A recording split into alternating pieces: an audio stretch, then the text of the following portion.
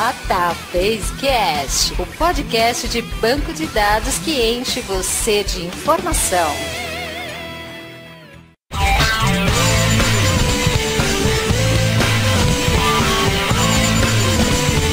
Olá pessoal, meu nome é Mauro Piquiliani e alta disponibilidade é fazer o banco de dados continuar a funcionar durante o intervalo de uma final de Copa do Mundo, quando o Brasil tá jogando. Gente, o Wagner Crivellini tá aqui. Eu prefiro deixar o banco em alta disponibilidade do que eu consertando que tá coisa parada. Olá pessoal, eu sou o Marcelo Laurenti. Eu sou do tempo em que alta disponibilidade era ter muito dinheiro no banco. Olá pessoal, eu sou o Felipe Bortoleto e eu odeio explicar por que o banco caiu.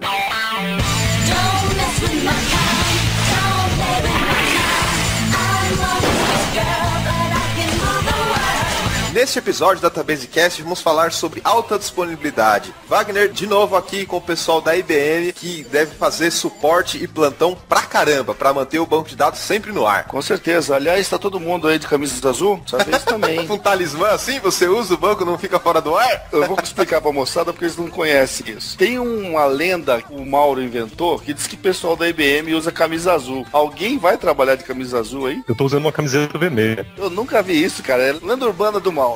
Tem esse negócio da IBM, Wagner. Marcelo e Felipe, estão preparados para falar sobre alta disponibilidade? Vamos lá. Vamos lá, vamos sim. Sem camiseta azul, mas vamos lá. Pessoal, só tem que esperar um pouquinho que agora nós temos a leitura de e-mails e voltamos já já.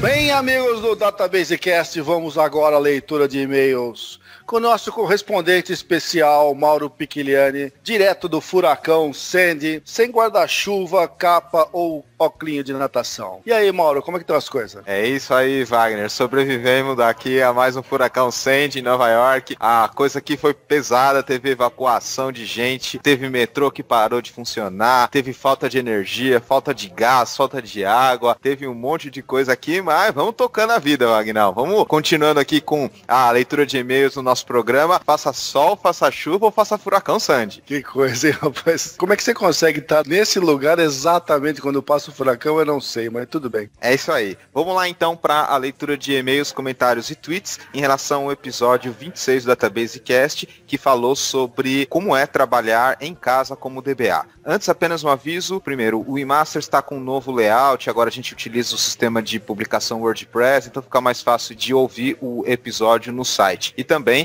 que o nosso e-mail para contato é databasecast@gmail.com. A conta no Twitter é o @databasecast. Tem lá a nossa página no Facebook. Não esqueça de dar o joinha e também comentários aqui na página do programa. Perfeito. Então vamos lá, começar pelos e-mails. Eu separei aqui um e-mail do Marcelo Frazon. Ele escreveu: Olá, Mauro. Onde eu posso encontrar os links para baixar os podcasts dos bancos de dados? Marcelo, você encontra diretamente no site do eMasters ou também no blog do Developer Works ou pelo nosso feed. Tá lá, é só dar uma procuradinha que você acha o arquivo para download em MP3, em .zip ou para escutar no browser com o próprio player do navegador. Ele fala: estou ouvindo o Databasecast que você fez junto com a Priscila Zarias e o Wagner Crivellini. Lembra desse, Wagner? Foram um dos primeiros. O primeiro, cara. Isso, mas a gente também chamou a Priscila para participar depois, lembra? Sim, imagino que ele esteja ouvindo o primeiro de todos. Sim, é o primeiro, porque ele disse que está gostando muito, mas está com um eco quando a gente fala. Isso foi um problema do primeiro episódio. E aí ele pergunta: você teria o arquivo sem a música de fundo ou som de eco? Não tenho, Marcelo. É essa a versão final e a gente não vai voltar a editar esse áudio.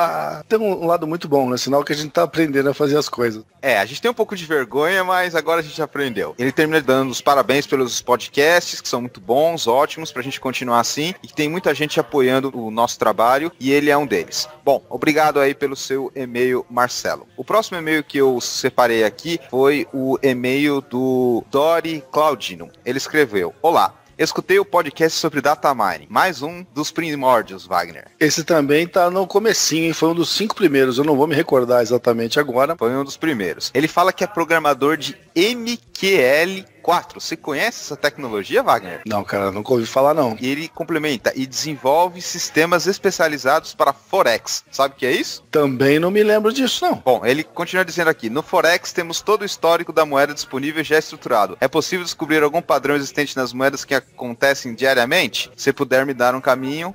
Olha, Dori, a gente não entende nada de Forex, nem sabe o que é e também não conhece MQL4. Mas se você quiser utilizar algum algoritmo de mineração de dados, o que eu posso recomendar para você é o ECA, que é o software livre que a gente já tinha comentado, que possui toda uma interface gráfica, também bibliotecas em Java, que podem te ajudar a trabalhar aí com históricos e previsões. Perfeitamente. E aí, o que você separou de comentários pra gente? Eu separei 3 comentários aqui. O primeiro deles é do Thiago Calisto. E ele escreve o seguinte, cara, eu achei até engraçado. Estava escutando os podcasts 24 e 25 já pela quarta vez. Eles estavam ótimos, dei várias risadas e aprendi muito com a galera. Hoje à tarde vai ser produtiva. Valeu, Wagner e Mauro. Rapaz, o cara gostou mesmo do episódio, hein? Ó, que legal, Wagner. Mas é interessante você comentar isso porque os nossos episódios, eles são até certo ponto densos, ou seja, eles têm muita informação. Então, ele deve ter escutado aí pela quarta vez, talvez para compreender alguma coisa ou para dar risada mesmo de novo, Wagner. Ah, com certeza, cara. Eu vi outro dia, um dos primeiros gravações nossas, tinha 40 minutos. Hoje em dia, a gente, para ter 1h20, tem que fazer muito esforço. É verdade. E teve até um comentário que falou um pouco sobre isso, e a gente trabalha muito para tentar fazer ele ficar, assim, entre 1h e 1h30, porque, como vocês devem saber, o pessoal que acompanha o podcast, a gente já grava aí no mínimo umas 3, 4 horas, e aí tem que tirar muita coisa, e às vezes tirar coisa que dá dó de tirar, Wagner. Exatamente. Isso me leva ao segundo comentário que eu ia ler. O segundo comentário que eu vou ler é de um cidadão chamado Wagner Crivellini, que por sinal sou eu, que falou assim: Mauro, cadê o with que eu falei na minha frase? O rapaz foi lá editar e cortou minha frase do meio, cara. Falei o nome do livro errado, mas eu falei, tenho certeza que eu disse, cara. Bom, repita aí pros ouvintes qual é o nome completo do seu livro, porque realmente acabou caindo no corte na edição, Wagner. Essas coisas acontecem. Não, mas é que isso aí a gente tava falando naquele episódio sobre o meu livro, que eu tinha prometido desde 2011, e só saiu agora em setembro, que era o Getting Started with Data Warehousing, começando com Data Warehousing. É para o pessoal que quer aprender sobre o assunto e ainda não tem experiência no tema. Então tem uma descrição muito detalhada, tem estudo de caso e um exemplo prático. É bastante interessante e o download é gratuito. Finalizando aqui a minha lista, eu peguei o e-mail do Hildo Antônio. Ele fez uma postagem grande aqui, né? Ficou bem extenso o texto dele. E depois eu fui responder, foi mais extenso ainda. Ele está perguntando o que a gente recomenda para aprender inglês. Que escola, que curso online. Cara, é difícil falar esse tipo de coisa. Cada um aprende de um jeito. Eu mesmo passei por um curso em 1900 de Guaraná com rolha, mas pelo que eu me lembro, nenhum colega meu falava inglês, cara. Isso aí é uma questão de motivação pessoal. Você fez algum curso, Mauro? Formalmente não, mas é aquela história. Na nossa área a gente está sempre lendo documentação, sempre estudando, sempre conversando com pessoas. O que eu realmente recomendo é procurar, primeiro, ter um objetivo. Você quer fazer o inglês para quê? Você quer fazer o inglês para o seu trabalho? Você quer fazer o inglês para viagem internacional? Você quer fazer o inglês para uma prova específica, que não foi o meu caso, que eu fiz o TOEFL? Então, é importante ter em mente qual é o seu objetivo. Segundo, descobrir a maneira que você aprende melhor. Porque tem gente que aprende melhor com livro, tem gente que aprende melhor em turma, tem gente que aprende melhor assistindo filme. Óbvio que, às vezes, a gente faz um mix disso, mas é importante saber como a pessoa aprende melhor. Tem até, inclusive, um link de um artigo que eu escrevi aí pro eMaster sobre isso. E aí, depois, corre atrás. Se for livro, corre atrás de livro. Se for curso online, corre atrás. Se for professor particular, em empresa. Se for curso presencial, online, enfim. Eu recomendo isso, que a pessoa primeiro descubra qual é o tipo de material e a maneira que ela prefere aprender, que ela tem um retorno melhor, e aí sim corre atrás do material. Porque você sabe, Wagner, tem gente que prefere trabalhar de forma mais individual, forma autodidata, tem gente que não, que gosta de grupo, tem gente que gosta de aprender inglês ouvindo música, games, enfim, cada um é de um jeito. Exatamente, cara. E isso é o tipo de forma de aprendizado que cada um tem. Eu, por exemplo, gosto muito de ver o que eu tô aprendendo. Então, eu aprendi muito inglês, como eu falei até no comentário, lendo letra de música e ouvindo como é que o cara falava durante a música, cara. Eu aprendi muito com isso. Essa parte de captar a língua estrangeira através de ler, através de ouvir é importante, mas também tem que escrever, pequena escrita que você realmente consegue confirmar a sua habilidade com a gramática, os usos dos pronomes, os verbos, fazer aquela redação lá, minhas férias, começa a fazer em inglês, isso ajuda pra caramba, Wagner. Pior que ajuda, cara. Qualquer esforço nesse sentido, você acaba se desenvolvendo e vale a pena. Legal. Mais algum comentário, Wagner? Ou podemos ir pro episódio onde a gente vai falar sobre alta disponibilidade com o pessoal da IBM? Vamos falar sobre alta disponibilidade e daí a gente tem mais tempo de conversa lá do que aqui. Então vamos lá, conversar sobre alta disponibilidade mais uma vez com o pessoal da IBM. O pessoal aí já deve estar te conhecendo como o cara do podcast na IBM, Wagner, porque muitos dos nossos convidados aqui são da IBM e você está expandindo aí o seu círculo de amizades. Na realidade, estou aproveitando o grande círculo de amizades que eu tenho e de colegas competentes que trabalham comigo para a gente poder trazer pessoal mais experiente para a gente poder entrevistar. E a gente sempre procura fazer uma mistura, a gente alterna, às vezes, o pessoal da IBM, porque afinal de contas, o pessoal da IBM no Brasil, seguramente posso dizer que é a empresa,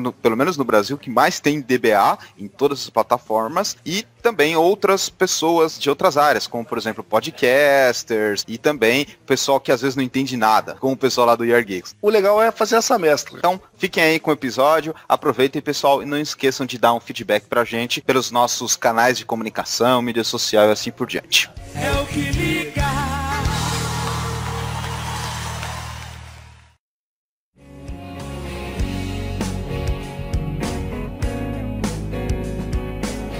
Para a gente começar a falar sobre alta disponibilidade e tudo que está envolvido com isso, a gente tem que começar a primeiro explicar o que é a alta disponibilidade no nosso contexto de bancos de dados. Mas antes disso, eu queria dar uma oportunidade rapidamente para os nossos convidados se apresentarem, Wagner, o Marcelo e o Felipe. Eu acho que eles não trabalham com você diretamente, Wagner, ou trabalham? Ambos já trabalharam comigo e agora eu é que saí do projeto. Cada um está num projeto diferente. Mas o legal é que a gente está trazendo experiências diferenciadas aí para falar de alta disponibilidade.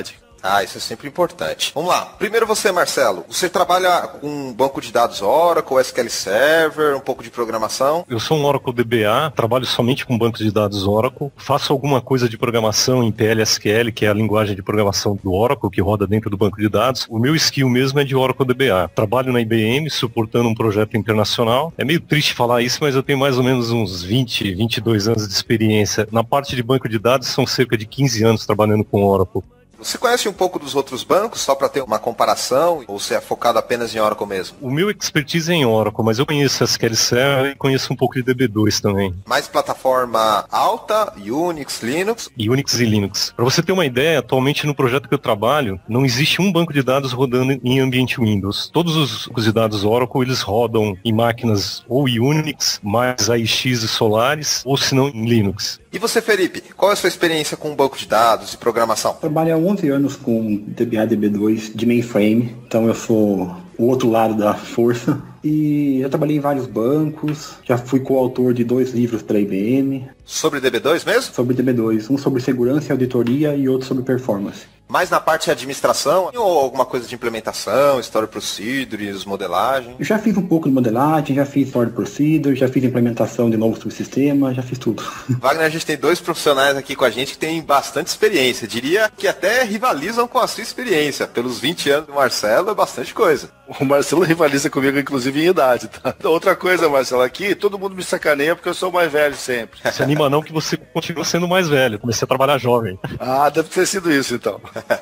Bom, conceito então de alta disponibilidade, que é o principal tópico a que a gente vai falar, está associado com o fato que o banco de dados e todos os sistemas e aplicações que estão em volta tem que ficar no ar. E é uma coisa que confunde bastante, porque, primeiro, para as pessoas que não usam, não interagem com o banco de dados, para eles é completamente transparente e normal. Já é esperado que o sistema tenha alta disponibilidade e esteja de pé para que as pessoas possam utilizar. O caso clássico aí é o caixa bancário. Quando você vai num caixa bancário e não está funcionando, você já fica mal-humorado e você já sai xingando alguém. Mas as pessoas não têm a menor noção noção do esforço que é para manter aquele banco de dados 24/7. Marcelo, você entende bem esse esforço e as lágrimas, sangue e suor que você gasta para manter o banco de dados no ar e para uma pessoa chegar lá simplesmente usar e às vezes nem dar o devido mérito para isso? Eu entendo, e você tocou num ponto importante, porque não é só o banco de dados. Existe toda uma cadeia, parte de infraestrutura, o hardware. Não adianta você ter, por exemplo, o hardware disponível, que é o que a gente diz de ficar em stand-by. Na realidade, se a aplicação ela também não tem essa autodisponibilidade, o banco pode não ter problema nenhum, mas a aplicação estaria fora do ar. Então, às vezes, quando a gente imagina, por exemplo, o caixa mesmo que você deu o exemplo, a parte do banco de dados ela é somente uma parte. Existe toda a parte de network, toda a parte de infraestrutura, de máquinas. Mas ainda focando nessa questão da percepção, geralmente é isso que você falou mesmo, tem toda uma infraestrutura por trás. Do ponto de vista do usuário, vamos tentar nos colocar na pele do usuário, ele pensa assim, olha, se um caixa não está funcionando, não tem problema, do lado tá. Então, a alta disponibilidade para ele está muito mais naquilo que ele está interagindo. Por exemplo, caixa de supermercado, se um não tá, o outro tem que estar. Então, do ponto de vista de percepção do usuário, a alta disponibilidade, ela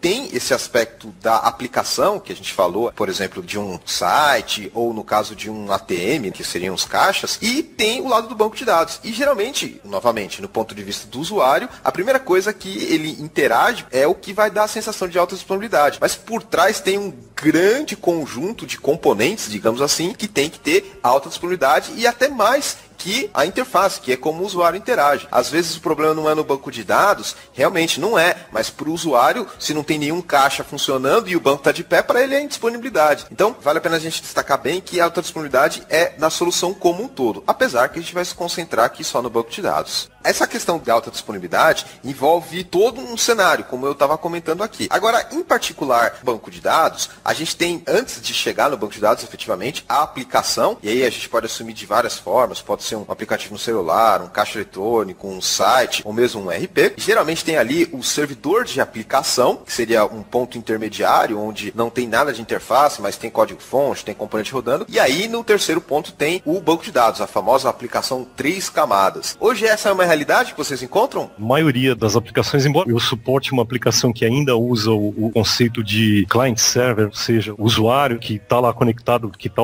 usando um desktop, ele se conecta direto ao banco de dados, isso é uma exceção. 99% dos sistemas que nós suportamos lá, eles já usam as 3 camadas. Para mim, eu tô mais com o legado lá de trás, de mainframe. Então, assim, vamos dizer que 50% do que eu cuido hoje tem 3 camadas e 50% continua sendo jobs antigos que rodam no mainframe mesmo. A maior parte do que eu estou fazendo hoje é projeto de desenvolvimento. Então o pessoal já está desenvolvendo em 3 camadas, tudo fica muito mais fácil para o nosso ambiente. Mas que a gente sofre com esse negócio de alta disponibilidade, sofre, porque nós estamos sempre devendo. O pessoal não imagina que o negócio pode parar. Por suposto, ele está sempre funcionando. Não é assim. Não é a padaria que tem sempre pão quentinho. A gente tem que fazer muita mágica aqui do nosso lado para esse negócio acontecer. Eu diria mais, não é só o usuário que não imagina que não pode parar, o usuário demanda, ele exige que não pode parar. E isso acaba sendo transferido pra gente. Vocês podem dizer aí a pressão que é colocar um banco de dados no ar quando ele está fora, com exceção, obviamente, das manutenções programadas. Vocês já devem ter passado por isso, aquela famosa pressão para subir um banco de dados no ar o mais rápido possível. Até mesmo em situações onde você precisa subir ele no modo especial, em particular o Oracle tem os modos diferentes de você iniciar ele, e às vezes você sobe para subir. E vamos arrumar com calma mais pra frente. Eu passei por uma situação dessas, um cliente, uma grande loja varejista aqui no Brasil, e por volta das 4h30 o sistema simplesmente parou, estava tudo lento. E aí, como a gente trabalha remoto, usando uma ferramenta de comunicação que é semelhante ao MSN, de repente começa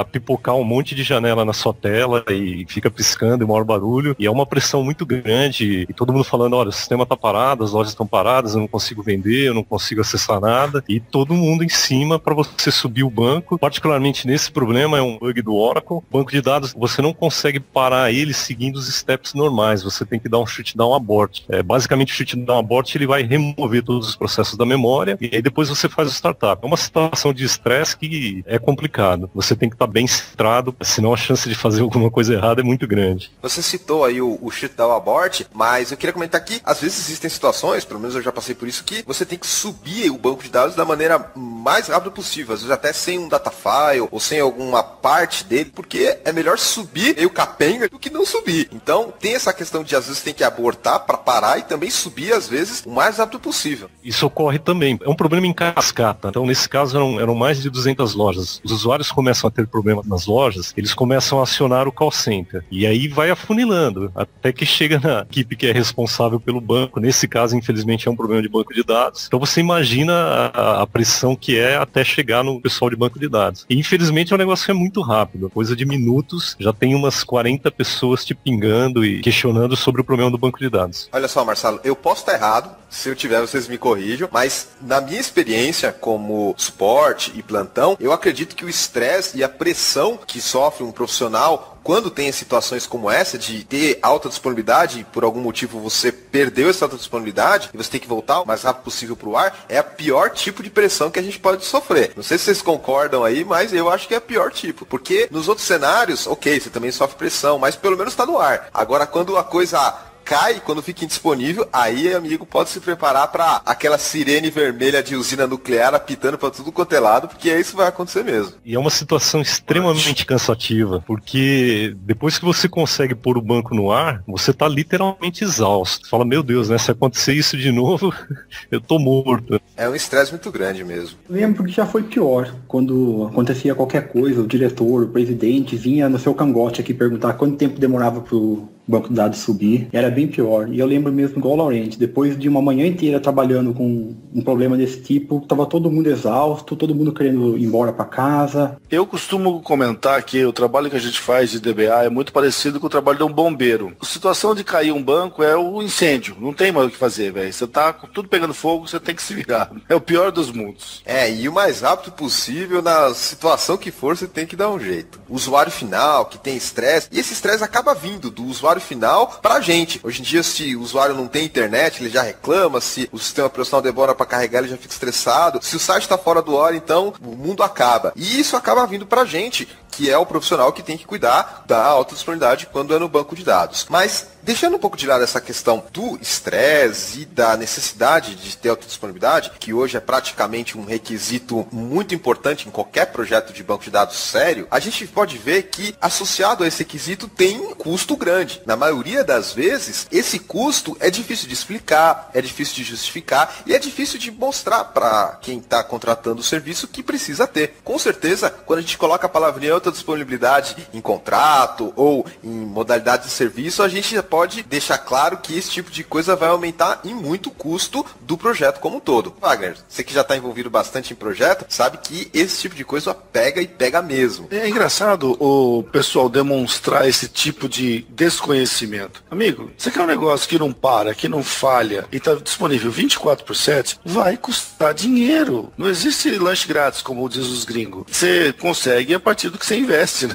As coisas são assim no mundo. Existe meio que uma falsa impressão, Wagner, porque as pessoas, os usuários finais que têm um desktop, estão no celular, elas pensam, meu computador funciona direto e eu não pago nada mais por isso, meu celular funciona direto, eu não pago nada mais por isso. Mas quando eu entro num site e ele tá fora, meu Deus, por que ele saiu? Por que eu não consigo comprar o meu ingresso? Ou por que o caixa eletrônico tá quebrado? Ou por que o sistema não tá no ar? Sei lá, quando eu vou tirar uma segunda via do RG não poupa tempo, ou quando eu vou na delegacia. Mas quando a gente fala em sistema, em aplicação como um todo, fica difícil fazer essa analogia da alta disponibilidade que a gente tem com os dispositivos que estão no nosso dia a dia, um desktop, um celular, um tablet, com um sistema como um todo. É diferente. E às vezes é meio complicado de explicar isso para o usuário. Você, Marcelo, já teve que sentar e explicar para um usuário esse tipo de coisa? No dia a dia, a gente não tem esse contato, né? Nós estamos numa área de suporte e nós somos acionados não pelo usuário final diretamente. Então não há necessidade. Mas eu já passei por situações, inclusive na empresa anterior, que eu trabalhava antes de trabalhar na IBM, eu trabalhava numa empresa que desenvolvia software e essa empresa desenvolveu uma solução fiscal. E aí eu ia ao cliente e em alguns clientes a gente discutia sobre essa questão da disponibilidade. A solução fiscal é interessante. Ela é um tipo de aplicação que você precisa ela disponível durante 2 dias por mês, que é justamente o período de apuração dos impostos, onde é feito todos os cálculos de ICMS, de IPI, o que foi retido, o que foi pago, para a empresa poder fazer o pagamento para o governo. Também chamado de fechamento. Wagner adora. Isso, exatamente. Já saí desse projeto que tinha fechamento, pelo amor de Deus. Muito comum em sistema fiscal. Ir para casa 2 horas da manhã de sexta-feira para sábado era uma coisa que eu adorava fazer. Esses sistemas que possuem essa característica de fechamento, ele é pior ainda, porque a pessoa pergunta assim, olha, mas eu preciso dele durante 2 dias. Como que eu garanto isso? 2 dias por mês. É muito mais complicado você explicar a questão do custo envolvido para uma pessoa que fala, pô, mas eu não preciso do mês inteiro. Durante 28 dias eu praticamente não uso o sistema. Nessa época eu tinha acesso com o usuário. Tanto estressante quando o usuário ele tinha prazos e é um pouco diferente a característica do sistema fiscal que ele lida com um volume muito grande de dados. O usuário realmente ele ficava bastante estressado porque se você não consegue apurar o valor do imposto, é sujeito a pagar multa para o governo. Esse aspecto complica, né? Sistemas com fechamento que não precisa estar disponível o tempo todo é mais uma variável para complicar.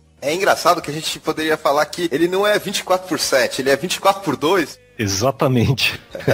Que é um contexto diferente do ambiente web, por exemplo, ou desses sistemas de ATM que eu falei, que tem que ser 24/7 por 365, todos os dias do ano, a todo momento, ou pelo menos ter isso como objetivo, porque na prática a gente sabe que não é bem assim que funciona. E você, Felipe, também já esteve envolvido nessa necessidade de explicar para o usuário, de deixar claro como é que funciona a alta disponibilidade e também deixar claro que isso não é uma coisa que sai naturalmente, não vem de fábrica? Sim, já tive várias vezes que trabalhar no começo de um projeto, onde você começa a definir a arquitetura daquele projeto, e aí o usuário fala assim, mas e se meu data center alagar? O que eu faço? Ah, tem um outro data center aqui na mesma cidade que a gente pode estar usando. Ah, mas e se a cidade inteira alagar? Eu quero replicar meus dados a 100 km aqui. E tudo isso tem um custo a mais no projeto. Como foi nesse cenário? Foi difícil? Você teve que ter alguma técnica de convencimento para explicar e justificar o custo? Na verdade, a gente tem que explicar para ele que existem vários tipos de replicação ou de alta disponibilidade e cada um tem um custo associado. O custo é bem alto se você quiser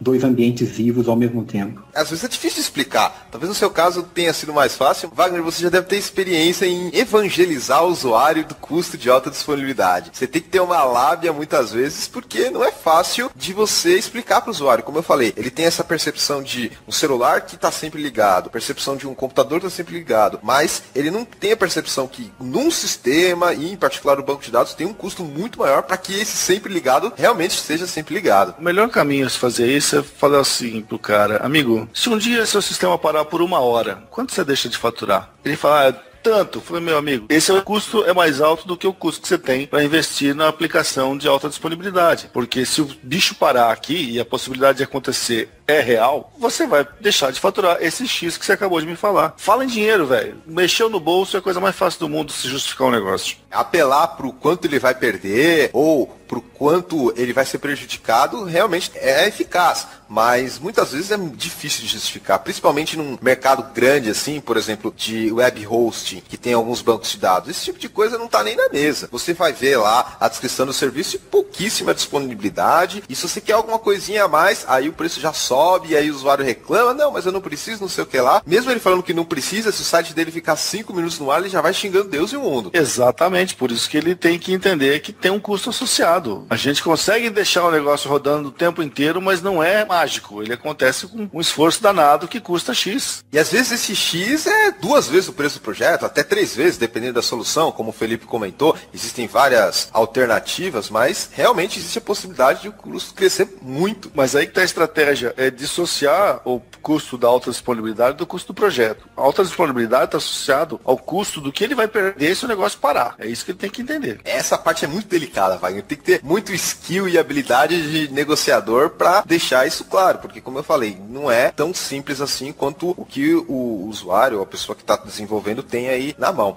Ainda mais quando você começa a falar, não, isso vai rodar dentro do mainframe, que está dentro de uma infraestrutura, e aí você tem lá no caso do Oracle, vai estar rodando num servidor especial, ou se você pegar a nova abordagem lá do Oracle, que é o Exadata, Marcelo. É interessante essa questão do Exadata, você compra e ele já é um ambiente redundante. A Oracle, ela embutiu a alta disponibilidade no preço. Essa data você pode comprar. Imagina um rack, você pode comprar um quarter, metade dele, ou o rack completo. Então, se você pagar pelo valor, você já está adquirindo a alta disponibilidade. E isso é algo que não é negociado pela Oracle. Por exemplo, para você ter uma ideia, as interfaces interfaces de rede, elas são duplicadas. A fonte, ela é duplicada. Então essa já é uma solução que ela embute a alta disponibilidade. O alta disponibilidade já está impresso no chassi do servidor, digamos assim. Não tem como você desassociar. E o mesmo vale também para outros appliances. Por exemplo, a Microsoft tem a solução dela de hack inteiro, meio hack. O Exadata é um exemplo, a Microsoft é outro. E provavelmente lá no mainframe deve ter algo similar. Agora, é interessante a gente pontuar que, apesar de tudo isso, dessas soluções, quando a gente começa a falar em cloud, em nuvem, também já está embutido a alta disponibilidade. Mas aí o preço está mais diluído ainda, porque geralmente você paga, sei lá, por tempo, ou por megabyte, ou por tráfego, mas quando se fala em ambiente cloud, também já está lá dentro. E, às vezes, a cloud também deixa na mão, como a gente já falou isso em outro episódio do Database Cast. Teoricamente, o negócio não deveria parar nunca. Mas, amigo, o mundo não é assim que funciona. Então, eu quero saber como é que se cobra quando para uma cloud e você fica na mão. Isso eu também nunca vi, cara. São outras características, mas, do ponto de vista do usuário, se fala em cloud, já está embutido a alta disponibilidade. Agora, para nós, que somos profissionais, que estão no back-end, trabalhando no banco de dados, a gente, às vezes, não está nem aí se está na cloud ou não. A gente está trabalhando e fazendo o nosso trabalho como a gente sempre fez. Para a gente não diferencia, porque no caso do Oracle, a solução que eles apresentam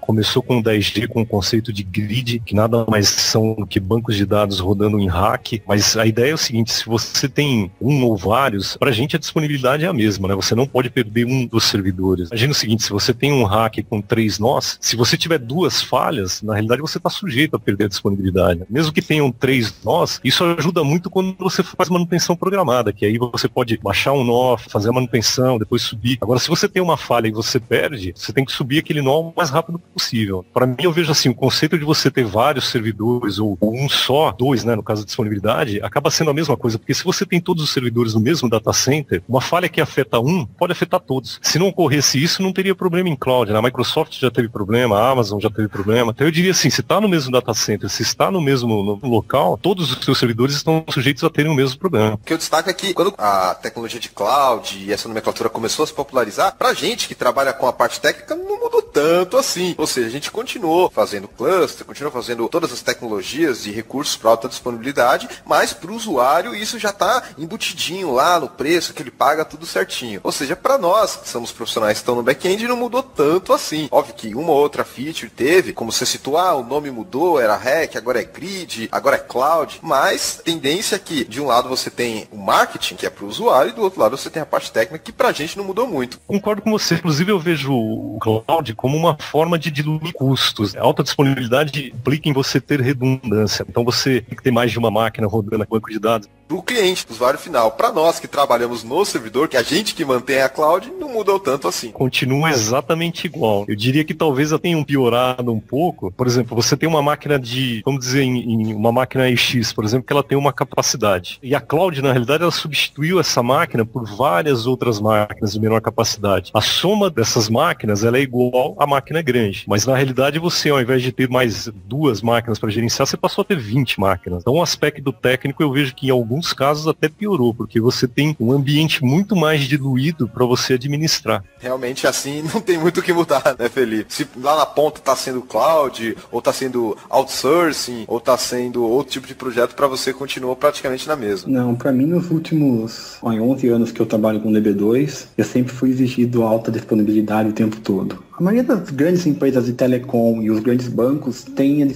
alta disponibilidade há muito tempo, né? O que acontece é que agora nós estamos trazendo, quer dizer, nós não, né? As grandes empresas trouxeram isso para empresas de pequeno porte. Então, virou moda, mas é um negócio que é muito antigo.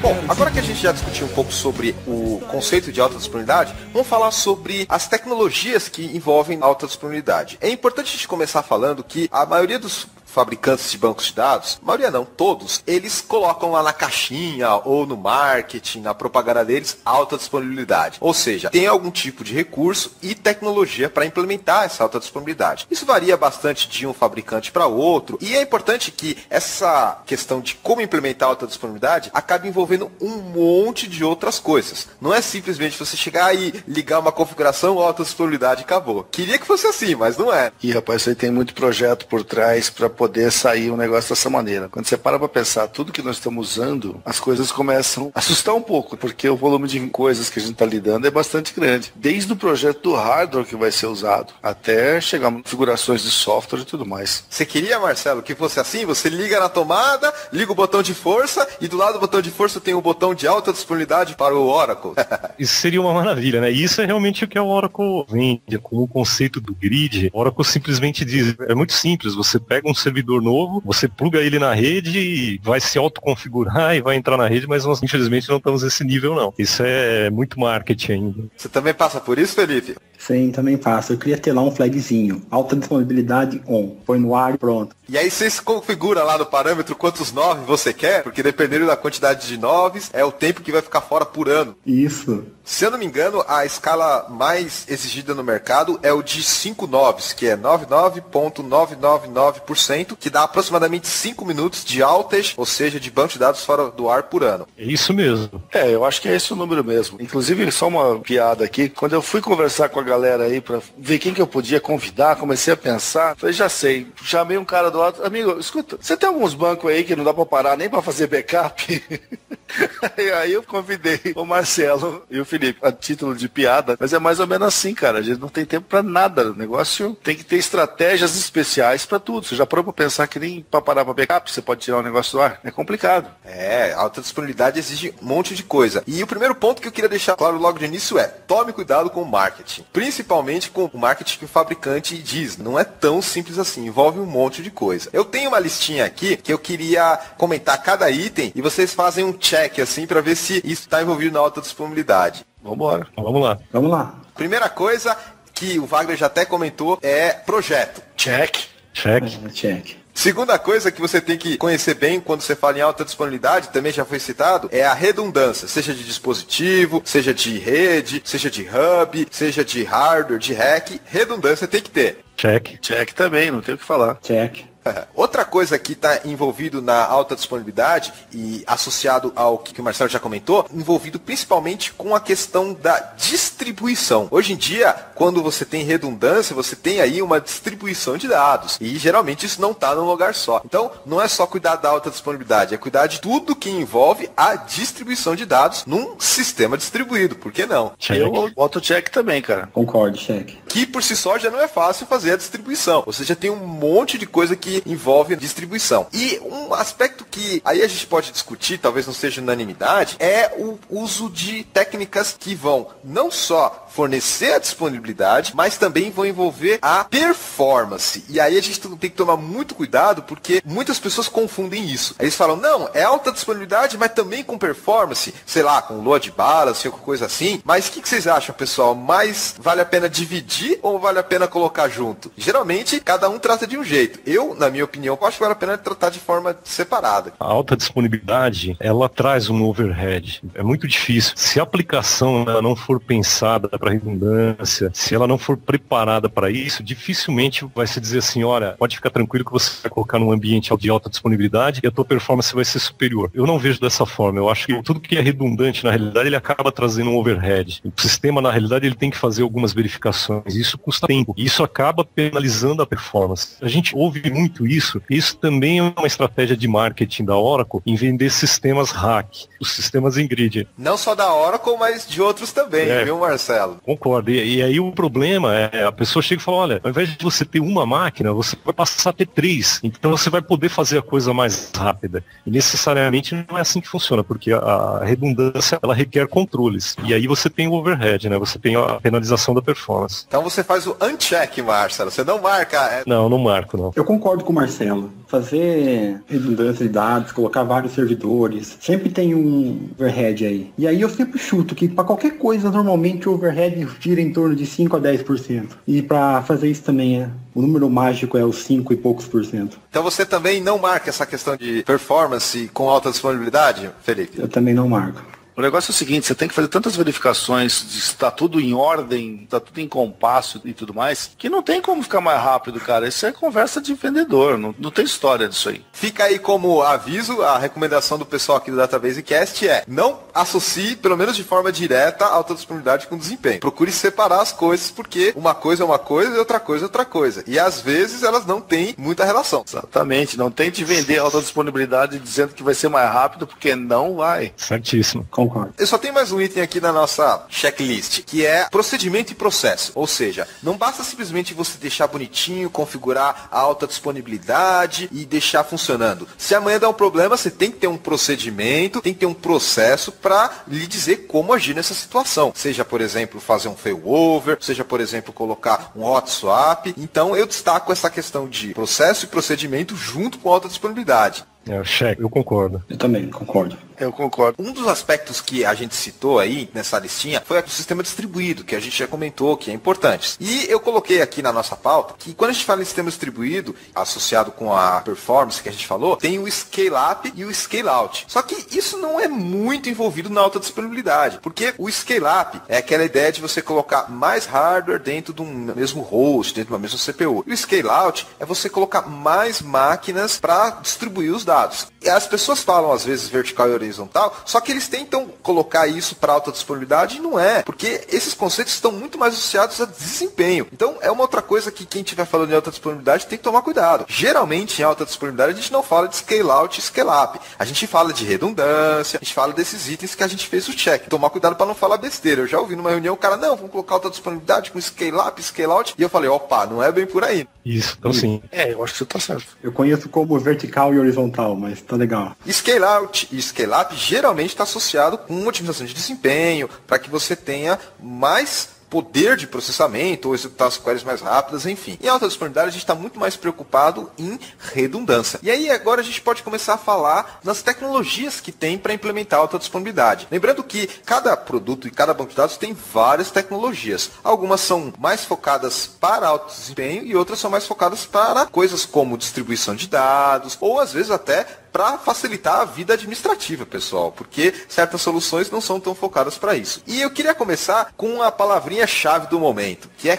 cluster. Essa é uma das palavras que mais significados tem na nossa área de computação. Geralmente, cada um entende alguma coisa quando se fala de cluster. Você imagina a seguinte situação, você tem o seu data center, você tem uma máquina, aí o vendedor fala, vamos por mais uma máquina aí e nós temos uma solução de alta disponibilidade. Aí o que acontece se o seu data center, é igual o Felipe comentou, que alaga a cidade, sei lá, acontece uma tempestade de neve, como já ocorreu no cliente que eu suporto, é para você colocar mais máquinas dentro do mesmo data center. Cluster aí é uma das palavrinhas que é muito, digamos assim, abusada, porque o pessoal usa para tudo quanto é lado e às vezes perde o contexto que a gente está envolvido aqui, que é a alta disponibilidade. Cluster, por exemplo, pode ser simplesmente agrupar. Quando a gente fala, por exemplo, em algoritmos de data mining, clusterizar é agrupar em determinadas categorias e algo assim. Caso essa tecnologia do Oracle é para você focar com um armazenamento diferenciado dos seus dados. Teoricamente não tem nada a ver com alta disponibilidade. Eu acho que a confusão começa porque cada software usa o termo cluster para uma coisa diferente. Vocês já perceberam isso? Olha,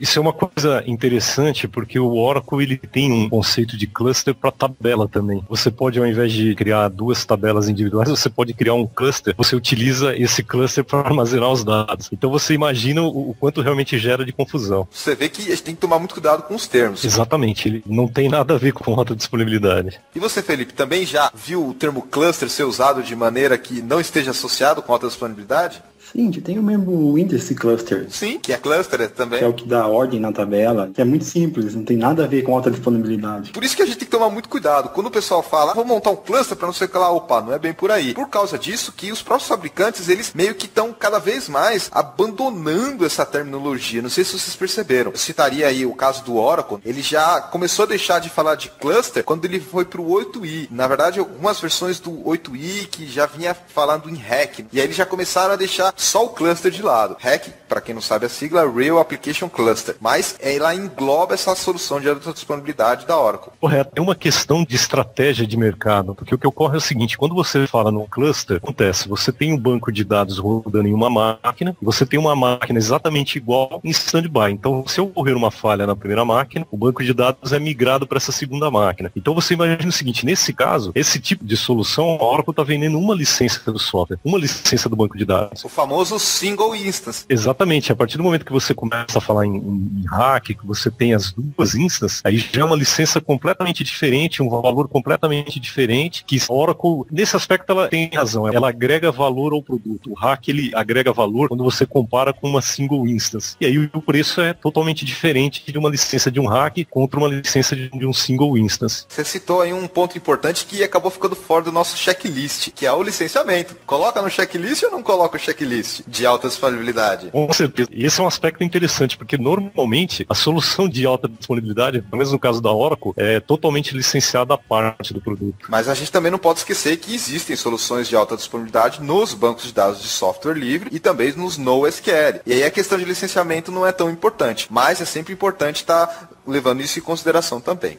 Felipe, também existe a questão de licenciamento no DB2, quando você fala em solução de alta disponibilidade? Você checa essa palavrinha-chave no nosso checklist? Sim, também checo. Licenciamento? Nossa, amigo. É tudo diferente quando você falou de alta disponibilidade. Então tem que estar, não tem jeito. Os preços vão mudar tudo. Então, mais um item aí que o Marcelo destacou. Voltando a falar sobre nomenclatura, você lembra, Marcelo, eu estava trabalhando no Oracle nessa época, quando ele veio lá do 8i para o 9i, que o pessoal falava, não, agora é para a internet. E aí veio essa ideia de 9rack, que o pessoal falava que o Larry Ellison foi lá e tacou fogo ao vivo lá na apresentação. Você deve lembrar bem disso. Eu lembro. Só uma pequena correção. Na realidade, nessa época era chamado de OPS, que é o Oracle Parallel Server. O hack mesmo, a sigla, ela tomou forma a partir do 9, da versão 9. É uma evolução do produto, só uma questão de marketing realmente. Mas naquela época do 8, eles chamavam de OPS. Inclusive no 7 já tinha. Totalmente ruim. Outro nome ruim. Exatamente. Paralelo no negócio de alta disponibilidade, mas tudo bem.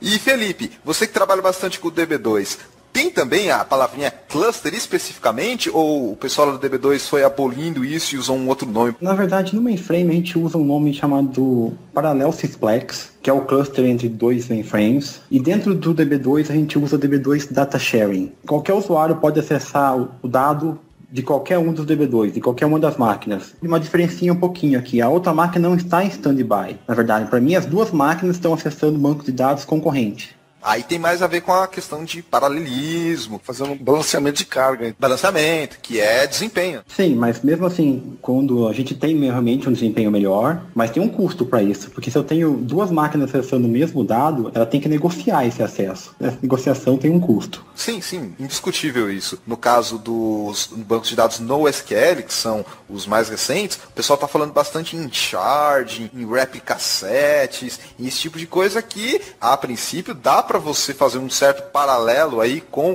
o cluster, mas ele é uma solução meio híbrida, que envolve também a distribuição dos dados, também a questão de desempenho, envolve particionamento, envolve um monte de coisa, mas não se fala muito em cluster. O SQL Server, talvez você tenha acompanhado, Wagner, ele sempre foi muito forte com essa palavra de cluster, lembra? Cara, mas eu vou confessar que quando apareceu a palavra cluster, eu confundia muito isso, demorou para se entender se isso tinha mais a ver com espelhamento ou com processamento paralelo. Eu não sei por que surgiu essa confusão, mas eu lembro que tinha disso. É por época de 2005, alguma coisa do gênero. E eu sei que demorou um pouco para eu entender para onde que a gente estava querendo ir quando lançaram esse negócio. Eu lembro que eu trabalhei com o SQL Server desde o 6.5, que já tinha cluster, aí o 7 tinha cluster, aí veio o 2000 e aí eles começaram a colocar outras coisas de alta disponibilidade lá, o log shipping e também algumas coisinhas de replicação lá e tal, mas continuou com a palavra cluster. No 2005 que veio o tal do mirroring, que na verdade não é bem o cluster continua. E agora que eles estão começando a mudar no 2012 com Always On, já tinha alguma coisa também no 2008, R2, mas enfim, você vê que gradualmente a palavra cluster está se modificando aí para sair do marketing, digamos assim. Você pega um folheto aí dos produtos hoje, praticamente não tem cluster, tem aquilo lá que o Marcelo falou, é grid, é cloud, é RAC, o Felipe também falou, outra tecnologia, não está se usando tanto a palavra cluster, porque,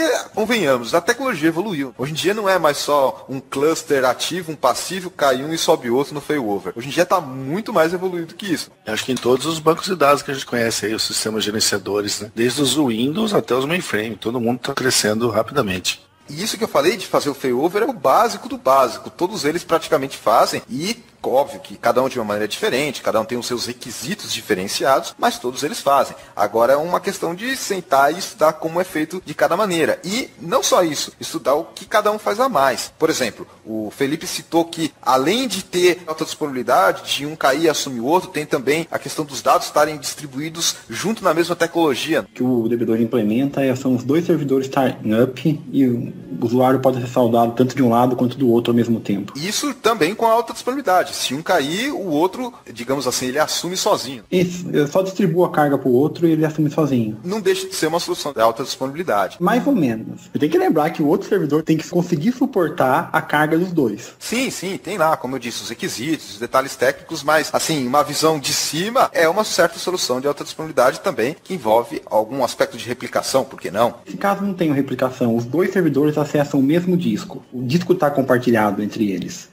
Mas sim, eu tenho também a opção de eu replicar o dado quando é, acho que mais do que 30 km de distância entre os dois data centers, eu preciso replicar eles. Então aí foi falha minha que eu não conhecia tanto do DB2 assim, Felipe. Mas interessante você citar esse aspecto, porque a gente já falou um pouco de cluster, e aí os seus diversos nomes que estão em cada feature de cada banco de dados, e existe essa questão da replicação. Existe também como você trabalhar só com a replicação e às vezes até sem a alta disponibilidade. Por exemplo, SQL Server tem como você fazer só replicação e nada de alta disponibilidade, é só distribuição de dados mesmo. Se eu não me engano, o Oracle também tem isso, não está por trabalhar só com replicação sem nada de alta disponibilidade? Tem sim. O Oracle ele tem algumas soluções de replicação de dados, pode envolver ou não a solução de alta disponibilidade. A Oracle ela atrela replicação a uma solução de alta disponibilidade. Eu concordo que necessariamente não é, você pode só replicar o dado, de repente a tua aplicação ela vai acessar o dado somente de um servidor e não do outro, então não adianta fazer a replicação. Se você pensar estritamente do ponto de vista do banco de dados, a Oracle não desassocia. Ela fala, você replica o dado, a replicação eu vendo para você como uma solução de alta disponibilidade. E o que acontece? Na visão Oracle, se você perdeu o dado de um lado do servidor, você tem aquele mesmo dado no outro servidor disponível. É só uma questão de acessar esse dado. Eles anunciam como features dependentes, mas que na prática são usadas juntos. Isso, exatamente. A replicação é colocada como uma solução de alta disponibilidade. Fazendo uma citação do MySQL, por exemplo, ele também trabalha de forma diferente. Ele tem lá, efetivamente, a nomenclatura cluster, o MySQL ainda, talvez seja o único que ainda usa o nome cluster apenas, e ele faz a replicação. E aí, replicação de forma independente. Ele tem até o seu engine no MySQL. É bem separado, você pode fazer um sem ter o outro. E são de features independentes. O Postgres também. Postgres é interessante que o cluster dele, ele também segue essa nomenclatura cluster, alta disponibilidade, failover, etc. Mas a replicação dele até há um tempo atrás não era suportada pelo próprio Postgres. Ele tinha lá o Sloan, que você fazia a replicação também de forma independente. Novamente, é aquela ideia de separar, porque eles têm essa visão. Uma coisa é alta disponibilidade, outra coisa é distribuição de dados, e uma terceira, que a gente até comentou aqui, é otimização, balanceamento de carga, etc. Tudo separadinho. Mas nesses outros produtos, que a gente vê aí, DB2, SQL Server, até o Oracle que foi citado, e se eu não me engano o Informix também deve ter alguma coisa assim, já está começando a tudo se misturar, apesar de, como o Marcelo citou, você poder fazer de forma independente. Só para pontuar também, os NoSQL, Cassandra, MongoDB, CouchDB, eles não separam, para eles é uma coisa só, a alta disponibilidade e a replicação de dados, que é a ideia de fazer os seus replica sets com o seu sharding, e para acessar isso uma função de map reduce. Então, vocês podem ver que varia muito, dependendo do fabricante, alguns colocam junto, outros colocam separados, e a tendência é que isso seja utilizado da maneira que o usuário achar melhor. O usuário, no caso do DBA, faz a implementação de acordo com o que ele precisa. Exatamente. As implementações, no caso, você citou, Marcelo, do Oracle, você já viu alguma vez só usando a replicação, sem ter essa alta disponibilidade? Eu suporto uma aplicação, um banco de dados que é assim, ele está distribuído, tem um servidor rodando em um data center e tem um outro servidor com uma cópia do banco de dados rodando em outro data center. A aplicação, ela acessa ambos os servidores e aí existe a replicação entre os servidores. Então, se o dado é alterado em um dos servidores, esse dado que foi alterado, ele é replicado ou copiado por outro servidor. É uma solução de distribuição, porque nós estamos pegando o workload e ao invés de concentrar num único local, a gente acaba tendo ele em dois locais, em dois data centers, dois servidores, né? E provavelmente o objetivo nesse caso, acho que não foi tanto a alta disponibilidade, deve ter sido desempenho, talvez. Fazer um para ler e outro só para as gravações? Sim, é questão de desempenho realmente. Uma questão assim de distribuir o processamento geograficamente. Porque o que acontece? Como uma empresa de telecom americana e atende o território americano inteiro, então é uma questão de distribuir o processamento de forma geográfica. Então determinadas regiões acessam um determinado data center e outras regiões, outros estados acessam outro data center. Então é muito mais distribuição do que alta disponibilidade. Nesse caso, Marcelo, eu acho que a gente poderia classificar como disponibilidade, talvez não alta disponibilidade, porque vamos supor que um caia, você tem alguma disponibilidade do outro. Talvez não alta disponibilidade, nem automática, mas alguma coisa você tem disponível. Por isso que a Oracle, ela acaba entendendo a replicação como uma solução, como uma, vamos dizer assim, uma feature que pode ser utilizada numa solução de alta disponibilidade. E você, Felipe, tem algum cenário que você já se deparou que tenha só essa replicação de dados, mas não alta disponibilidade? Sim, eu já vi todos esses cenários que você falou. Por exemplo, cada data center numa região dos Estados Unidos atende um tanto, e aí aquele replicação de dados é para lá, para atender alguns usuários de lá. Eu já vi a gente fazer assim, ó, atualizações rodam num servidor, ele replica no outro, e toda a parte de data warehouse roda no outro servidor, que é um servidor read-only. Então eu tenho um servidor para atualizações e outro servidor read-only. E aí toda a parte da data warehouse eu rodo no read-only. Como eu já vi aquela workload balance, que é os dois servidores up acessando o mesmo dado. Tudo com o DB2. Tudo com o DB2. É interessante a gente ver que, apesar de ter as features separadas, você tem essa opção de falar assim, agora eu só quero trabalhar com distribuição de dados, e agora eu quero trabalhar só com alta disponibilidade. Não é tudo 100% atrelado. Com algumas opções, por exemplo, Marcelo, a gente citou aí o caso do appliance do Exadata, ali não tem jeito, ali já tá tudo ligado lá e vamos que vamos. Aquele não tem como tirar. Se não gostar do preço, não adianta chorar, né? A Oracle não vai tirar para poder reduzir o custo. É um modelo de uso de banco de dados por appliance, que a gente já citou aqui. A gente citou de forma separada e isolada as soluções de alta disponibilidade. Cada produto tem os seus nomes, pode ser esse que a gente comentou. Aí a gente falou um pouquinho também sobre replicação de dados, pode estar associado ou não. E tem um outro que também é importante, que é o recovery. A gente até gravou um episódio aqui sobre recovery, mas vocês colocam no checklist que está associado com alta disponibilidade, recovery, independente da forma que ela é feita? Eu acredito que sim, eu diria que faz parte do pacote, porque se de alguma maneira esse negócio tiver problema, você tem que recuperar com maior rapidez possível e com o menor impacto possível. Então, eu acho que acaba fazendo parte, sim. Eu também concordo. Dependendo da solução que você escolhe para alta disponibilidade, você pode falar assim, ó,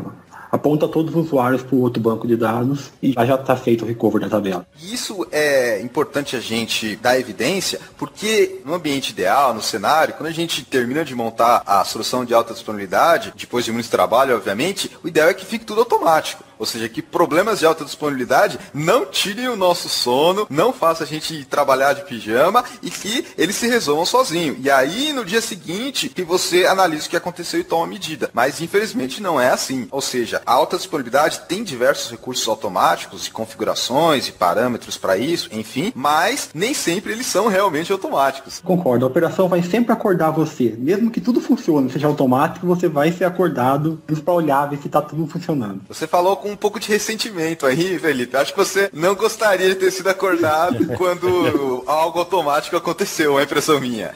Cara, não tem coisa mais chata do que acordar no meio da madrugada com um bip tocando, velho.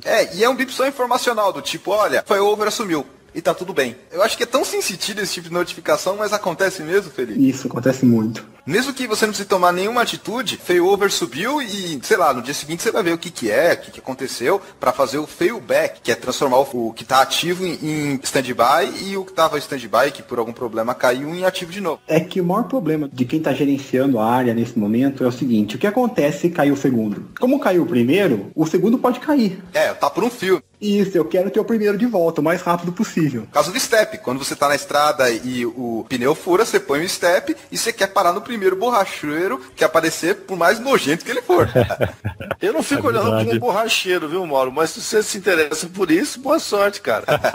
Mas eu acho que essa analogia cabe, sabe? É o que está acontecendo. Quando o cliente realmente tem essa noção que está no failover, ou seja, o stand-by assumiu a posição do primário, ou seja lá qual for a nomenclatura de cada fabricante, ele está ciente disso e está preocupado porque agora se cair esse segundo não tem mais outro. No caso dos cenários de alta disponibilidade simples, porque como até o Marcelo citou, hoje em dia você tem alta disponibilidade entre data centers. Se cair um meteoro em metade da Europa, o sistema continua funcionando porque está em outros continentes. Isso é uma coisa que a gente vê nas grandes empresas. Normalmente eles têm um nível de maturidade um pouco maior, um faturamento maior, e aí é realmente o que acontece. Existe essa preocupação, porque se tiver um desastre, alguma coisa assim, você precisa de uma solução de alta disponibilidade que envolva o que eles chamam de gel failover, ou seja, você vai fazer o failover para uma localização diferente, né? É interessante que a gente está discutindo aqui o exemplo simples de um primário, um standby, e aí ocorre o failover, e aí depois você tem a possibilidade de fazer o failback manualmente, mas isso escala de uma maneira grande até em data center entre continentes. E quando eu falo escalabilidade é uma outra palavrinha complicada, porque geralmente está associado com alto desempenho, escala no sentido de ter redundâncias em outros continentes, coisas assim.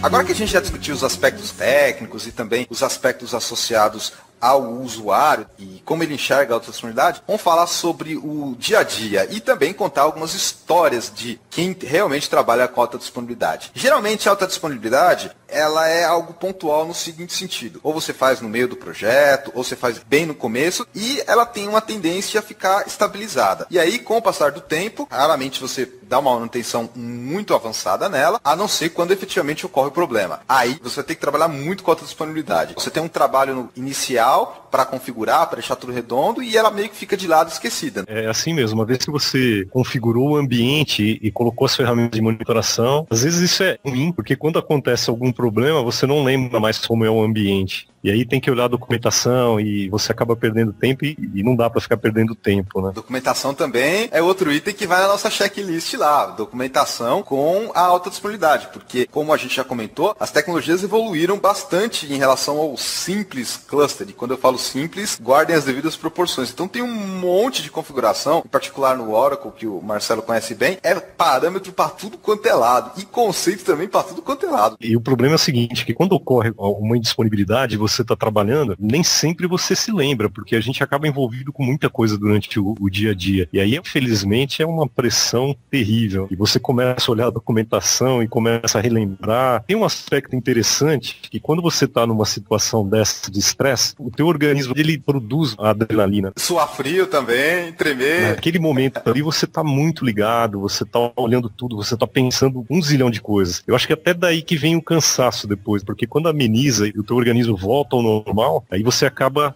cansando demais. É uma situação terrível. Né? Vale a pena destacar que você vai gastar um tempo, sei lá, uma semana, 2 semanas, só trabalhando com a disponibilidade, aí ela estabiliza, e aí quando você, digamos assim, menos esperar, aí você vai gastar um tempão de novo com ela, aí depois para, fica um tempo. É natural. Por isso que a gente fala que não existe um DBA especializado em alta disponibilidade, porque geralmente ele vai estar fazendo muitas outras coisas no dia a dia. E, pontualmente, digamos assim, que ele vai trabalhar com alta disponibilidade. Normalmente é isso mesmo. Soluções, elas são concebidas pensando na alta disponibilidade, tem aquele trabalho, e realmente uma vez que você tenha montado, teoricamente aquilo é para funcionar sozinho e automagicamente, como a gente brinca. Esse é um dos problemas que quando ocorre a indisponibilidade, você tem que relembrar tudo que foi feito. E você, Felipe, se você pudesse colocar em percentual, quanto percentual por semana você trabalha com alta disponibilidade, quanto seria esse valor? 0. 0% por semana? Só realmente quando surge um problema? Monta tudo para que uma arquitetura funcione com alta disponibilidade. E aí automatiza todos os processos e reza para que na hora que aconteça tudo funcione. Na verdade a gente testa antes, mas sempre tem aquele gelinho que fala, nossa, será que funcionou tudo? Será que eu não esqueci de nenhum flagzinho, nada? Tem que ter essa consciência. E tem 2 aspectos que eu queria comentar também, ligando com o que você falou, Felipe. Uma das coisas é teste, ou seja, você tem aquele período de montar alta disponibilidade, e aí tem aqueles períodos de teste, geralmente logo após que você montou, e aí fica um período de calmaria. E onde vocês trabalham, às vezes aparece essa vontade do cliente de fazer uma simulação. Eu pergunto isso porque eu já trabalhei bastante com empresas americanas, e eles têm aquele conceito de alarme de incêndio. A gente vê muito isso em filme americano. De repente, um dia normal, se planeja lá no calendário, vamos testar hoje que ocorreu um incêndio, e cronometram o tempo, eles verificam qual turma chegou primeiro, qual qual o caminho que foi usado. Acontece isso com alta disponibilidade? Vocês que trabalham bastante com clientes americanos, ou seja, de repente o cliente fala, agora ó, eu quero testar alta disponibilidade. Mais ou menos. O que acontece é que ninguém é louco de falar assim, vamos testar agora, desliga o data center, desliga a energia elétrica dali e vamos ver se funciona. Porque teoricamente ele poderia, ele tá no direito dele, ele é cliente, pagou pela alta disponibilidade. Mas imagina que você é um CIO e tua cabeça tá em jogo se não funcionar. Não só o CIO, mas também você que é da IBM também tá em jogo. Faz programado. Você fala assim, a gente vai testar no dia tal, numa hora que tem um workload menor. Então eu não vou fazer o banco parar às 9 horas da manhã, 10 horas da manhã, a hora que a agência tá abrindo. Eu vou testar isso num sábado para domingo de madrugada, na hora que tem poucas pessoas acessando. Fora aqueles que são implementados logo após você montar. Esses são os básicos. Eu estou trabalhando nesse projeto há 5 anos. Eu não me lembro de teste de alta disponibilidade que tenha sido feito. Eu não me lembro do cliente ter chegado e falado, olha, eu quero testar a alta disponibilidade. Nunca aconteceu, viu? Tá do direito dele. Ele pode pedir, sei lá, via contrato, alguma coisa assim. Eu gostei da forma como o Felipe, ele resolveu. Eu acho que o cliente acaba não sendo louco de apostar. É mais ou menos igual o Felipe comentou. Fala, olha, vamos rezar para que tudo esteja bem. Acaba ficando dessa forma. Eu acho que hoje os sistemas são tão complexos. Você já pensou se não está funcionando? Porque se não estiver funcionando em função de um desastre, em função de algum problema, é uma coisa. Mas você imagina você explicar a situação assim, olha, por que você não consegue pôr o sistema de volta? Porque eu fui fazer um teste de alta disponibilidade. Então é muito difícil você explicar que o cliente estava no direito dele. Acho que é bem por aí mesmo. Uma coisa é justificar assim, passou um furacão aqui na cidade e por isso o sistema ficou fora do ar. Outra coisa é falar assim, o sistema ficou fora do ar porque eu quis testar alguma coisa aqui. E aí o teste não deu certo e infelizmente o sistema não voltou. Chefinho, você precisa ver, descobrir que o failover não funciona. Não é assim que você fala pro cara? Será que ele vai acreditar? O cliente fala assim, eu comprei uma solução que envolve alta disponibilidade e eu me sinto o direito de marcar um dia e vamos testar. Que o cliente pode falar assim, quero ter garantia que não estou sendo enganado, que eu paguei por uma alta disponibilidade que efetivamente não funciona. O cliente tá certo. E eu acho que é uma boa atitude isso. O cliente marcar, agendar e falar assim, vamos testar a disponibilidade. Eu paguei e eu quero saber se realmente foi feito e eu não quero ser enganado. Óbvio que é um teste controlado, em situações, digamos assim, simuladas, mas faz parte do contrato. Eu já tive clientes que exigiram isso e a gente fez e deu certo. Assim como também tive clientes que a gente fez e não deu certo. Eu já passei por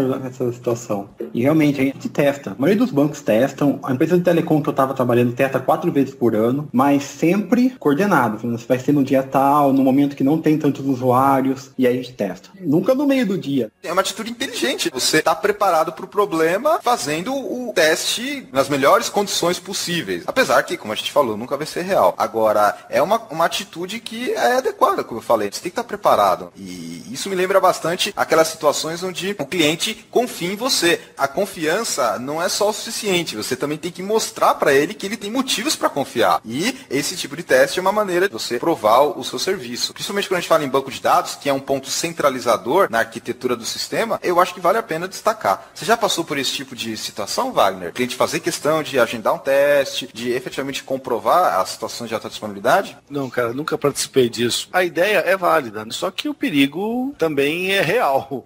Então, como o pessoal está falando, o próprio cara que solicita um serviço desse, ele tem que estar muito bem resguardado, porque senão o superior dele também queima o filme dele na hora. Mas, por exemplo, Wagner, se eu chegar amanhã para você como seu gerente de projeto e falar, Wagner, vamos testar a alta disponibilidade do banco de dados do seu projeto, você treme da base ou você está garantido? Cara, testar em produção, vamos falar a verdade, todo mundo treme da base. Produção é um negócio que a gente não tem que mexer. Deixa como que tá bonitinho. Então, eu tremeria sim. E você, Marcelo, você treme da base se o seu cliente falar de manhã, olha, bom dia, tomou café da manhã, vamos testar a alta disponibilidade hoje? Eu tenho que passar uma imagem para o cliente. Eu não concordaria em fazer, não. Eu concordo com o Wagner. Os ambientes hoje são tão complexos, tão grandes que não dá.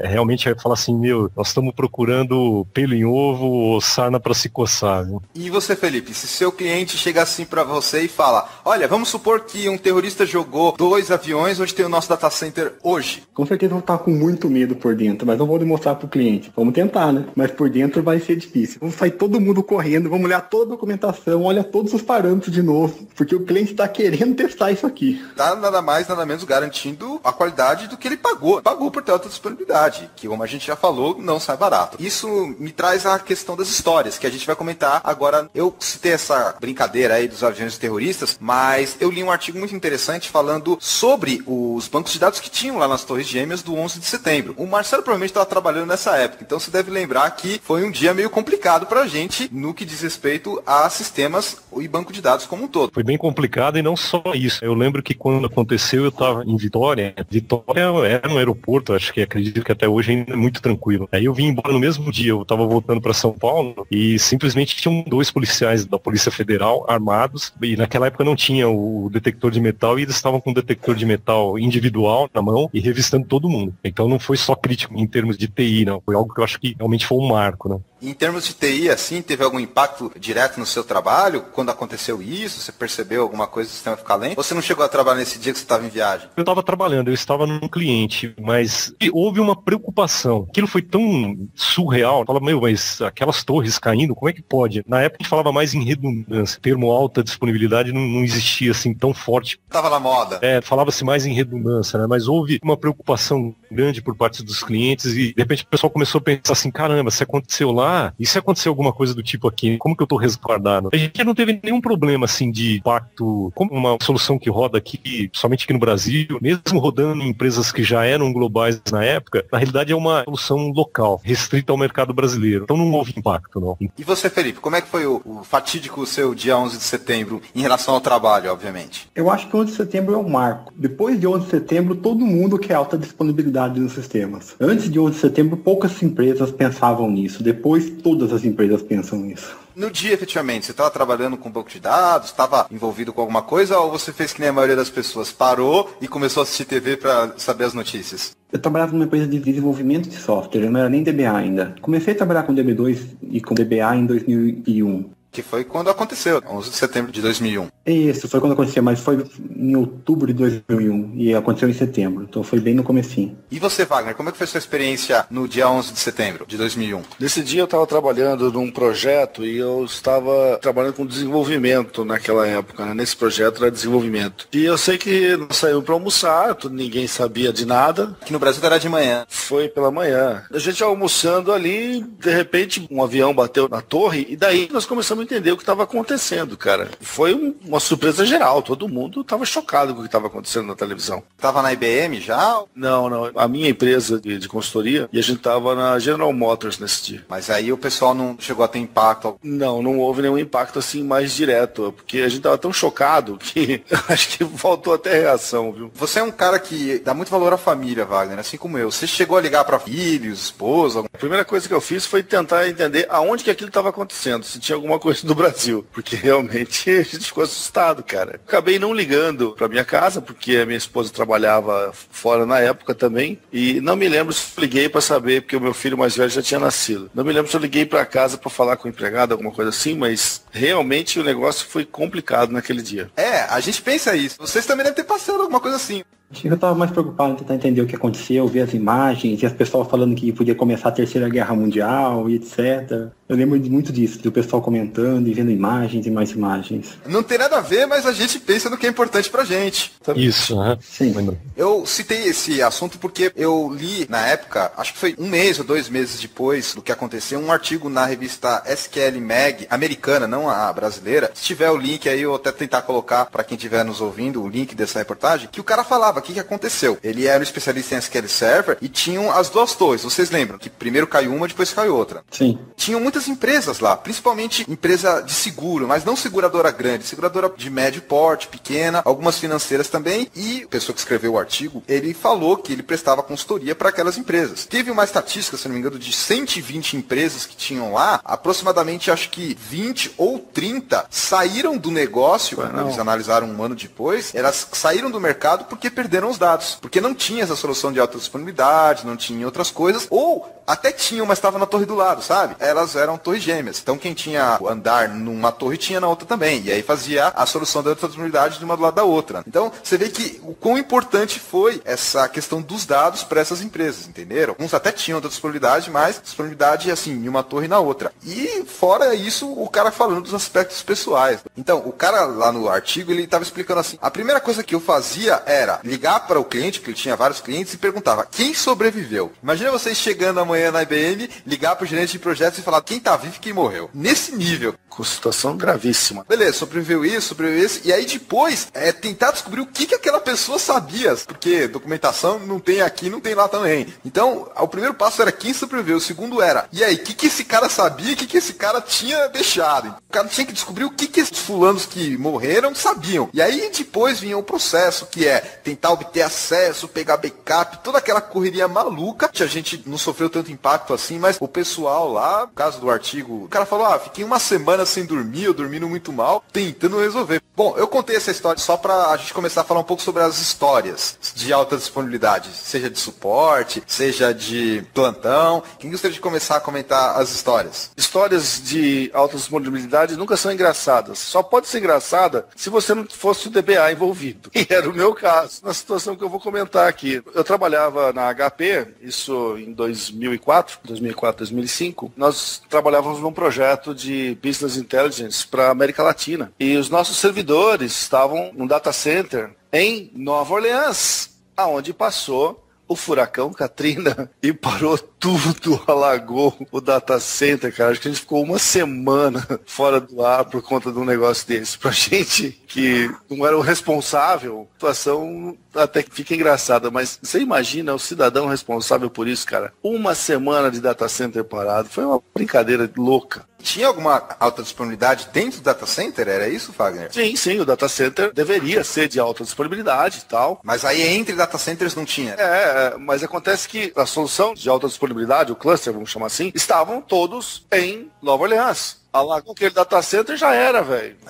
Entendi. Estavam geolocalizados ali. O cara foi genial. Botou os dois na mesma cidade, alagou e já era. Parou tudo de funcionar. Você conheceu alguém da equipe do projeto que estava cuidando dessa parte de administração do banco? Era um consumidor dos serviços deles, vamos assim, né? A gente lidava com a parte de BI exclusivamente. Mas olha, foi um transtorno, cara. Nosso projeto ficou parado durante uma semana sem ter o que fazer, porque estavam restaurando backups, não tinham informação nenhuma, não tinha nada pra gente trabalhar. E deve ter sido um prejuízo. Mantiveram uma equipe durante uma semana sem ter o que fazer dentro da empresa. Não, tô falando prejuízo pro negócio, não prejuízo de homem-hora. Esse daí eu acho que é irrisório, perto do negócio. Esse sistema que a gente lidava, ele fornecia informações de supply chain para todo o negócio da América Latina. Então você imagina que o povo ficou sem isso durante uma semana. Então, bicho, não é questão de faturamento, mas é questão de logística. Parou a logística da empresa durante uma semana. Empresas desse porte, e quando acontece algo nessa magnitude, elas só vão sentir mais pra frente, quando fechar o trimestre fiscal, ano fiscal ou equivalente. Ou seja, elas sentem o baque, mas isso vai ter um impacto grande a longo prazo também. Pois é, vai ter mesmo, e é uma situação delicadíssima, né, cara? Foi uma catástrofe natural. Não dá nem pra dizer que alguém era culpado daquilo. Mas aconteceu, parou todo mundo. E a alta disponibilidade não atendeu nesse caso, porque o data center inteiro ficou parado. Ficou embaixo d'água, né, amigo? É isso. Eu tenho uma história semelhante, só que assim, todas as histórias são tristes, porque eu tava sempre atuando como DBA. Não, pode contar a sua, não tem problema não. Teve um problema nos Estados Unidos, especificamente tem lá um data center em Lee Summit, que é no próximo de Kansas City, e o que aconteceu? Por causa de uma tempestade de neve, aí teve um problema no fornecimento de energia, e aí teve um problema com os geradores não entraram, e simplesmente o data center apagou também. E o que é mais interessante é que, no momento que teve a indisponibilidade, os DBAs, eles foram acionados assim como todo mundo. Só que, você, enquanto não voltar a máquina, não voltar a energia, enquanto o administrador do sistema, né, o SA, não ligar as máquinas, a gente não tem o que fazer. Nós estamos lá só aguardando. E, de repente, quando começaram a liberar as máquinas, aí aquele estresse terrível. Eu me lembro de uma situação em que o SA não conseguia colocar o servidor no ar, ele estava com problema de acesso na placa de acesso à storage, e tudo bem. O diretor, na realidade, ele pedia status de forma educada para o System Administrator, para o SA. Batendo na mesa. Não, de verdade, de forma educada. E aí, quanto tempo você acha que vai? E você está conseguindo? E tudo bem. Só que quando ele conseguiu trazer de volta o servidor, aí virou pro DBA. Aí sim ele começou a bater na mesa, né? Falar, e aí, DBAs, e aí, como é que tá? E esse banco não sobe? Como é que vai? E querendo status assim de minuto em minuto, entendeu? Então a gente viveu situações e no nosso time isso é uma piada, assim, pô, é bacana. Enquanto tá no time de rede, no time de storage, tá tudo lindo, maravilhoso. Aí quando eles voltam pro nosso lado, que agora é hora dos DBAs atuarem, tá todo em cima do pescoço falando, meu, vamos que precisa trazer pro ar. Leia-se que quando começou o problema, tava tudo calmo. Quando o chefe do chefe comeu o rabo dele, aí ele começou a comer de todo mundo. Foi isso? Cascata. Ah, é cascata, né? Você se sentiu discriminado, Marcelo? Não, a gente já conversou sobre isso. Eu acho que o que acontece é que o banco, ele tá no final da cadeia. Para você poder subir o banco, eu tenho que ter a storage no ar, eu tenho que estar com o servidor no ar. Cada vez que um desses profissionais ele demora para trazer o servidor ou a storage no ar, isso vai gerando um estresse, então vai acumulando. Então quando chega no final da cadeia, que infelizmente é o DBA, aí o negócio já tá acumulado e acaba soltando a represa. É como se arrebentasse a represa e vem tudo para cima da gente. Tanto na sua história, Marcelo, quanto na do Wagner, 2 casos de data center, que supostamente deveriam ser os bastiões da segurança, falharam por completo. No caso do Wagner foi inundação e no seu caso foi problema de energia. Em função de uma tempestade de neve. Tá aí, não é só a Amazon, Sony e outras grandes empresas que falham também. Data centers também falham. Vamos lá, Felipe, qual história você separou aí pra gente? Eu queria contar um pouquinho de como uma falha simples pode ocasionar um problema enorme. Eu lembro que, acho que foi em 2002, a Copa do Mundo. Não lembro se foi 2002. Sei que durante o jogo do Brasil, na Copa do Mundo, a equipe de suporte inteira numa sala, com TV, assistindo o jogo lá. Peraí, tinha gente com chapeuzinho, cara pintada, que beleza de empresa, hein?